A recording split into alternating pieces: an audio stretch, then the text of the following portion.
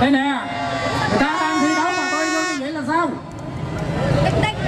Chút xíu nữa khi nào bơi xong chúng ta sẽ cặp và chúng ta thay đổi vận động viên thì ban tổ chức người ta cho phép, mà người ta đang thi đấu như vậy mình đưa vô khu vực này làm gì? Ở trận bơi thứ 27, Trung Thành ở đường bơi số 1 gặp đội Trung Thống ở đường bơi số 2. បាទ ជាប្រកួតទីតជាគូប្រកួតមកពីខាងជុំខាន់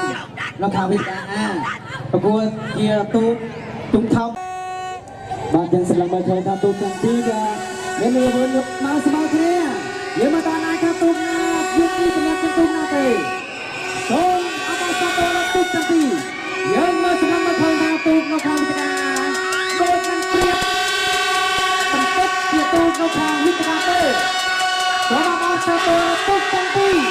យើងមកឃើញថាទូកនៅខាងវិទ្យាមានរង្វាន់ទាំងទូកនៅខាងវិទ្យាទេសូមអបអរសាទរដល់ទូកមកពីខាងជុំខាន់យកទីចំណេះលើកទី1សូមអបអរសាទរដល់ទូកទាំងពីរអរបងបើប្រកួតមកពីពុកទឹកថ្មី